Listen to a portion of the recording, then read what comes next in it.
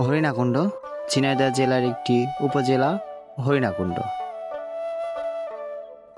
জেলা শহর থেকে এই উপজেলার দূরত্ব প্রায় 20 কিলোমিটার।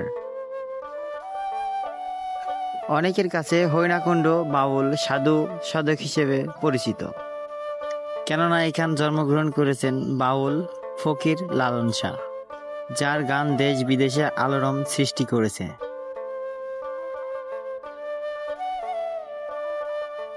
আরও এখানে জন্মগ্রহণ করেছেন লালনের গুরু ফকির সিরাজ শাহ ও ফকির পাঞ্জু শাহ সহ অনেকেই এখানে জন্মগ্রহণ করেছেন। হরিণাকুণ্ড উপজেলাটি ছোট হলেও কেননা এখানে বাউল গুরুদের জন্মস্থান ও তাদের আধ্যাত্মিক গান দেশ বিদেশে প্রচারিত হয়ে আলোড়ন সৃষ্টি করেছেন ও অনেকের কাছে সাংস্কৃতিক শহর হিসেবে পরিচিত।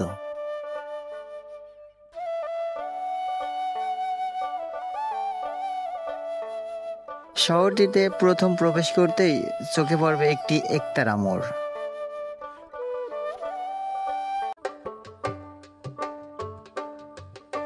যেটি দেখে আপনারা বুঝতে পারবেন এটি একটি সাংস্কৃতিক শহর।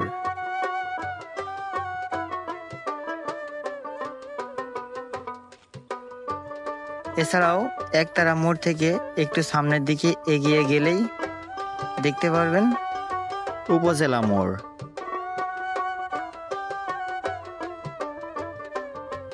এখানে রয়েছে দোয়েলের মতন একটি পাখি ভাস্কর্য।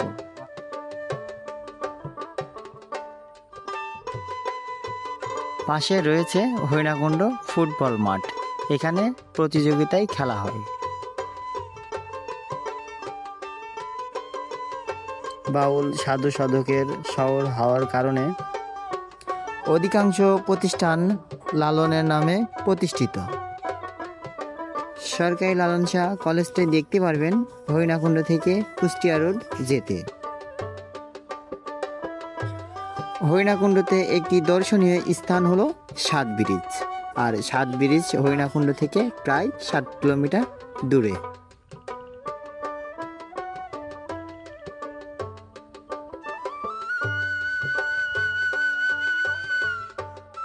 একটি ব্রিজের 7টি মুখ হওয়ার কারণে ব্রিজটির নাম রাখা হয়েছে 7 ব্রিজ। জিকে প্রকল্প পানি উন্নয়ন বোর্ড প্রবাহিত হয়েছে কুষ্টিয়া থেকে, যার মাধ্যমে এই সেতু দিয়ে চলাচল হয়, কৃষকের সেচ দিতে সহায়তা হয়। এই ব্রিজের পানি খুব সহজে শুকায় না, অতিরিক্ত খরা না হলে পানি শুকায় না।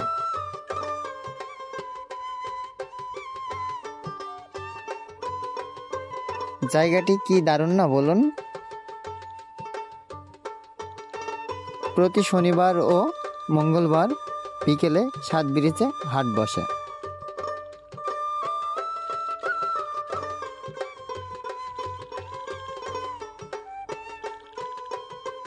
এছাড়াও ভজন প্রিয় ব্যক্তিরা এখানে পেয়ে যাবেন গুড়ের জিলাপি ও গরম গরম সিঙ্গাড়া, আলু চপ ইত্যাদি পেয়ে যাবেন এখানে।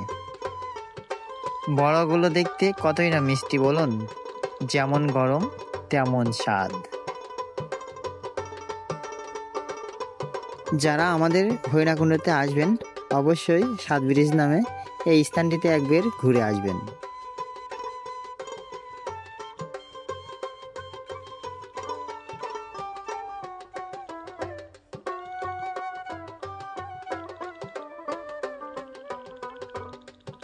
হরিণাকুণ্ড বাউল সম্রাটদের জন্মস্থান বলেই বেশি পরিচিত।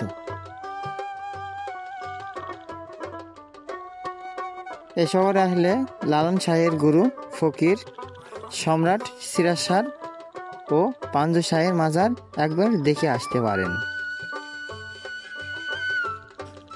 তো আমার প্রিয় দর্শক, ভিডিওটি ভালো লাগলে অবশ্যই লাইক, কমেন্ট আর শেয়ার করতে কখনো ভুলবেন না।